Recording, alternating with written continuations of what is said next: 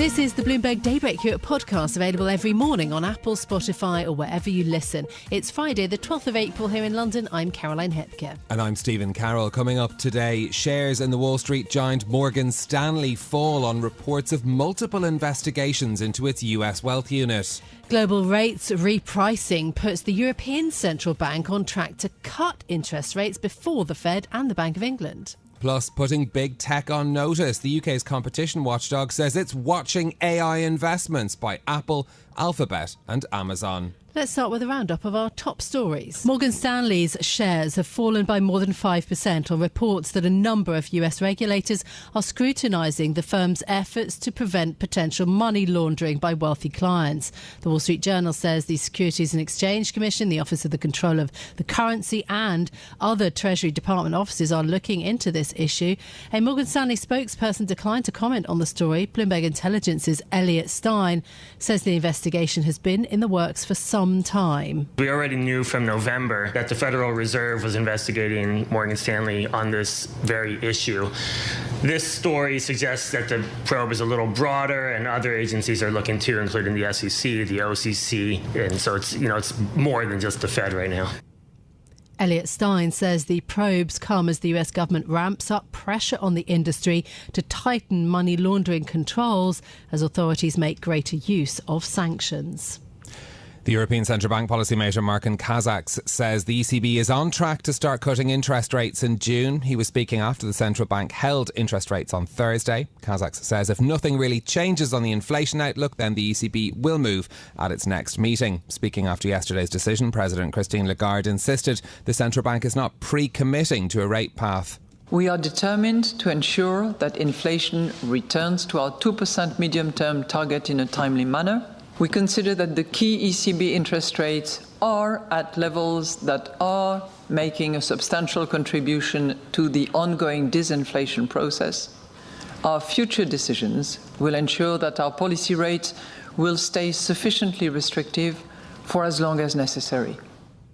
Christine Lagarde also reiterated the ECB doesn't take its cue from the Federal Reserve, although she did concede that, quote, anything that happens matters to us, while the Greek Central Bank Governor Yanis Stournaris has said now is the time to diverge as the situations in the euro area and the US are completely different.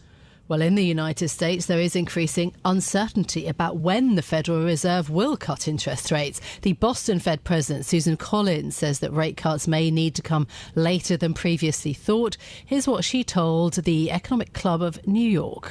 The recent data have not materially changed my outlook, but they do highlight uncertainties related to timing and the need for patience, recognizing that disinflation may continue to be uneven.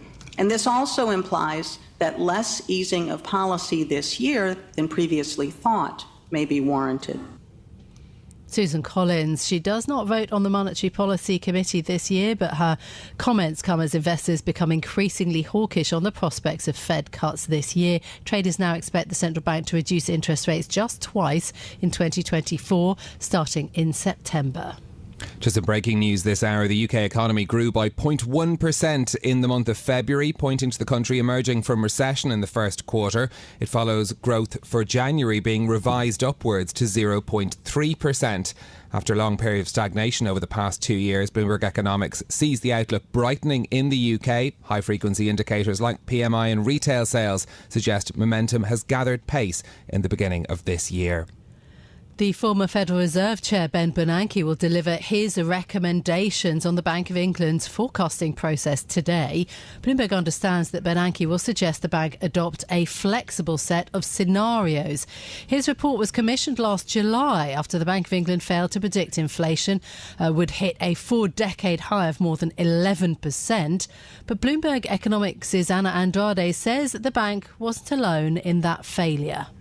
We look at the forecast record of the BOE, the ECB and the Fed, and we actually see that there's nothing particularly wrong with the BOE. The scale of the forecast errors was very similar across the three central banks and also close to our own forecast errors in the private sector. So what we think that the report will focus on, it's not so much on the ways to improve the forecast, because forecast errors are sort of inevitable in the area where we're in, but more on the communication of the BOE, because the BOE, I think one of the challenges of the BOE's communication is that it doesn't really give markets a say about what it thinks it's the right path for rates over the long term. Anna Andrade and the rest of the Bloomberg economics team will be here to offer reaction to that report when it's released at midday London time today. Oil prices are continuing to rise as Israel braces for a potential attack from Iran. Brent crude is trading over $90 a barrel after closing lower in the previous session. The news comes as the US and its allies are anticipating an attack on Israel in response to a strike on Iran's diplomatic compound in Syria last week. Elsewhere, Russian attacks on Ukrainian energy infrastructure have also spurred bullish activity in the oil options market. The International Energy Agency will provide a snapshot of the market later today, giving more insight into global balances. Credit traders at Barclays and HSBC are making a market for bets against the debt of Thames Water, according to people familiar with the matter, amid an escalating crisis at the UK's largest water utility. Short interest on some of Thames's bonds has surged in the past week as traders bet the company is headed for restructuring. Parent company Kemble Water Holdings defaulted last week after shareholders refused to inject more capital into the business following a standoff with the water regulator Ofwat. Representatives for HSBC and Barclays declined to comment. Big tech investments into AI are sparking scrutiny from the UK's Competition and Markets Authority. The CMA says it has real concerns about deals involving the technology. Bloomberg's Tiwa Adebayo has the details. Britain's antitrust watchdog says it's uncovered an interconnected web of partnerships and investments that could be allowing big firms to shape the AI market in their own interest. The CMA looked into deals around AI foundation models by tech giants including Google, Apple and Microsoft. These firms have been pouring money into some of the most promising AI startups globally. The CMA says it will be watching developments closely and may use its existing powers to intervene or wait until those are reinforced in the new Digital Markets Act, which comes into force this summer. In London, Tiwa Adebayo, Bloomberg Radio. Now, on to the Bank of England. The former Federal Reserve Chair Ben Bernanke was asked last July to lead a review of the BOE's forecasts after the bank failed to predict inflation would hit a 4-decade high of more than 11% and subsequently raised interest rates to a 15-year high of 5.25%. It's thought Bernanke will suggest the Bank of England adopt a new innovation, a flexible set of scenarios, in a bid to update its forecasting process and repair its battered reputation. Joining us now to discuss is Michael Saunders, a former Bank of England policymaker and now a senior advisor at Oxford Economics. Michael, good morning to you. I wanted to start by actually asking for your reaction to the latest growth figures we've had out for the UK. 0.1% growth in February, a revision upwards for the January figure as well. It looks like we're moving out of that recession. Yes, but it was never much of a recession to start with, was it? Look, the big picture is the UK economy has been pretty flat since late 2022, minor dip in the second half of last year, very low growth in the first half of this year, but it's a pretty flat economy. And I think that's going to be the picture for much of the rest of this year as well. OK, so the reaction to the GDP data then this morning. Perhaps we can get on to how the UK gets out of that a little later in our conversation. Michael, in terms of the Ben Bernanke review that will come out at 12 noon today, we know little about actually what is going to emerge. Andrew Bailey, Ben Bernanke have said nothing about it really, but we expect from the Bernanke review to see perhaps the idea of ditching the fan chart. So this is the kind of long-held method that the Bank of England uses to present the probability distribution around the Bank of England's inflation forecast, and that could be replaced by scenarios. Is that what you expect the review to come up with? And would that be a good move in a more uncertain economic world? Yes, it is one of the changes which I think the review will propose, and it would be a good idea. Now, the fan charts are an attempt to try to convey the uncertainties around the central forecast. The problem is that the fan charts are so wide by the end of the forecast period, 2 to 3 years ahead, that they really serve no purpose. They sort of say, well, anything could happen that far ahead. I think the advantage of scenarios is allows the Bank of England to illustrate what might happen to the economy and interest rates if some of the key risks which the MPC talk about were to materialize. Right now, you can imagine, for example, there might be around the central forecast an upside scenario of perhaps sticky pay growth being higher than the MPC expects. Well, that would probably mean more persistent inflation for a period and interest rates staying higher for longer. You can imagine a downside scenario, perhaps one in which the economy is weaker, slips back into recession maybe, then inflation falls quicker and interest rates come down quicker. To me, that's a much more useful way to illustrate the uncertainty than just fan charts of ever-increasing width. So it's a change which I hope he'll propose. Is there a risk, though, that makes the bank's communication more complex and perhaps more difficult to read if you think about the headlines that could be produced by a particular downside scenario forecast and how that might affect perceptions of the Bank of England? Well, the MPC always talk about risks around the central forecast in their regular reports. What they haven't done previously is to sort of produce an illustrative path for what might happen if those forecasts were to come through. Now, look, all forecasts, all scenarios have the limitations that they may not cover the actual shocks which occur, right? You can imagine a scenario in late 2021 would not have included Russia's invasion of Ukraine and the big surge of energy prices. So in that sense, the scenarios wouldn't have covered all of the risks which actually materialized. But perhaps in early 2022, when that invasion was occurring, you might have had a scenario which showed a much more persistent and greater rise in energy prices than energy markets then implied, and the resultant pressures on inflation. And that would have been a useful device to illustrate, well, look, if this risk comes through, then the economic outlook could have been very different to what we expected. Now, of course, if people externally treat all these things as promises, then they're going to say, well, you told us this was going to happen, and that's not what's happened. But provided you treat them as forecasts based on current information and assumptions and with the inherent limitations of any forecasts, I think it's an improvement on what we've had previously. Okay, so potentially an improvement.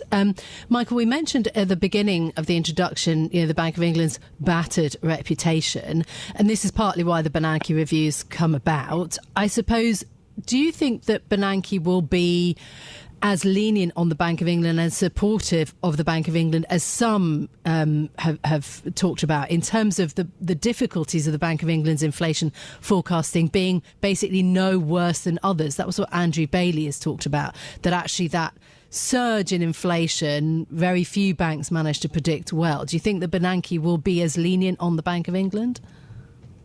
Look, I think it's fair to say that all central banks missed the strong rise in inflation that we saw over the last few years, all of the major ones. And I think the Bank of England's record on that is really no better or worse than the other major central banks.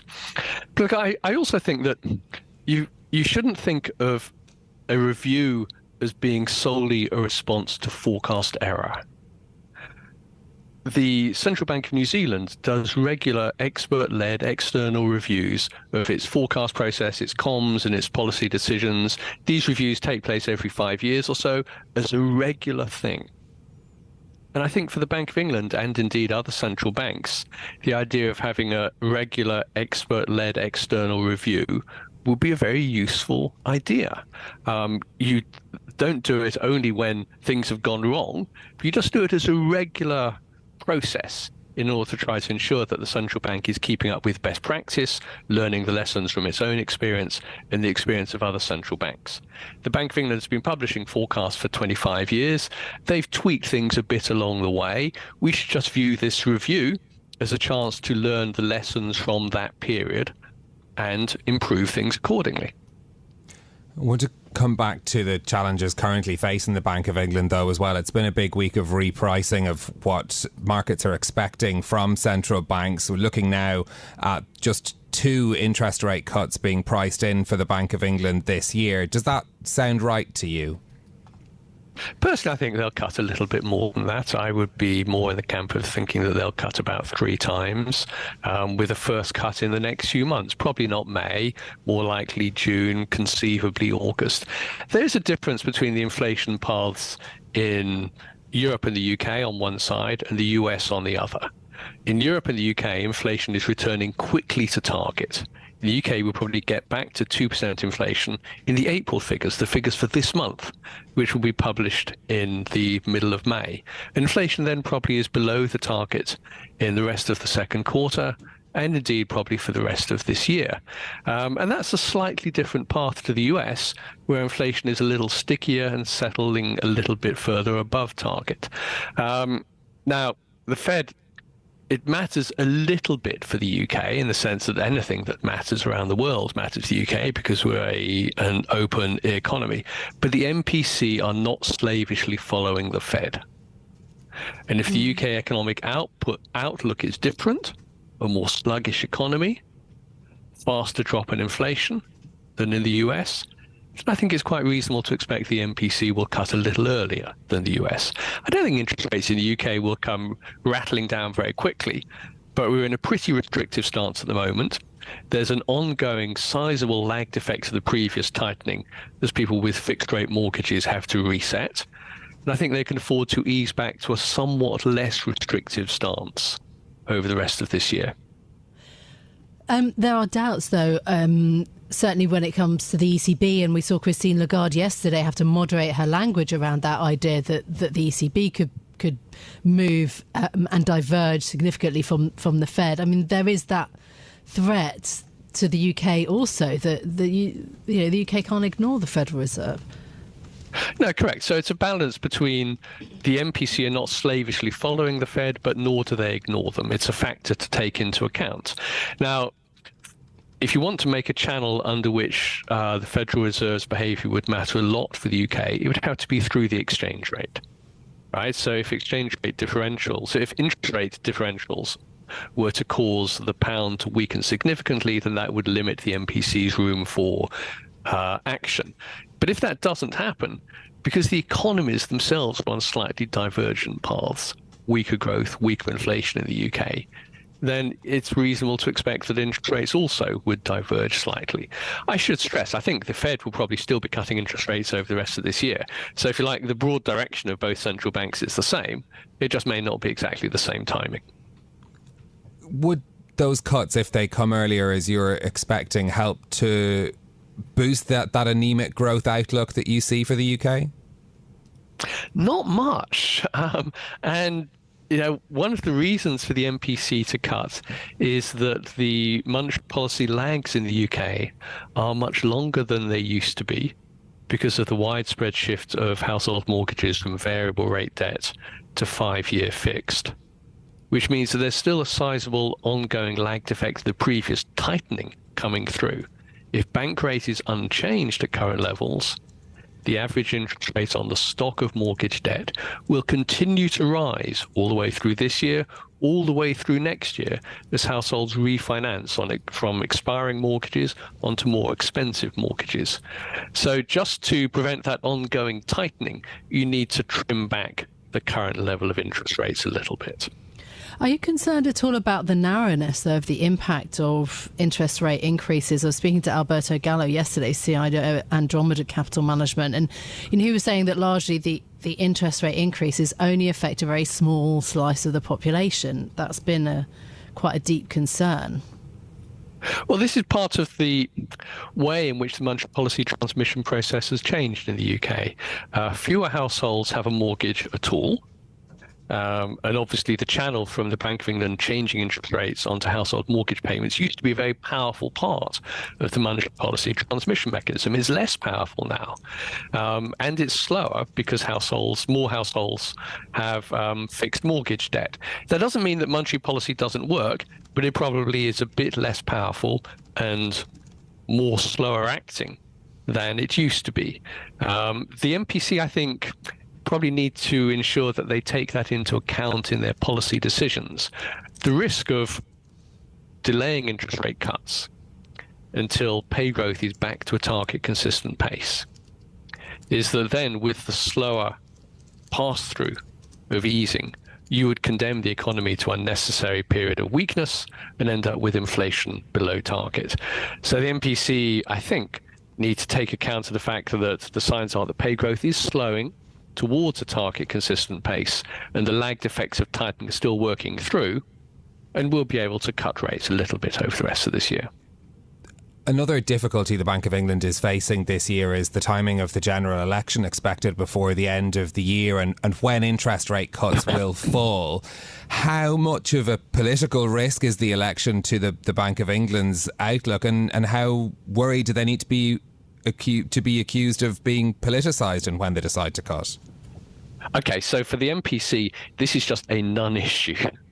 The MPC will not be influenced in the interest rate decisions by political factors or the approach of the election or whatever the political cycle says. So just disregard that. It doesn't matter for the MPC. They will be steering by the path of the economy and the inflation outlook. Political factors really don't matter for them. This is Bloomberg Daybreak Europe, your morning brief on the stories making news from London to Wall Street and beyond. Look for us on your podcast feed every morning on Apple, Spotify and anywhere else you get your podcasts. You can also listen live each morning on London DAB Radio, the Bloomberg Business app and Bloomberg.com. Our flagship New York station is also available on your Amazon Alexa devices. Just say, Alexa, play Bloomberg 1130. I'm Caroline Hepker. And I'm Stephen Carroll. Join us again tomorrow morning for all the news you need to start your day, right here on Bloomberg Daybreak Europe.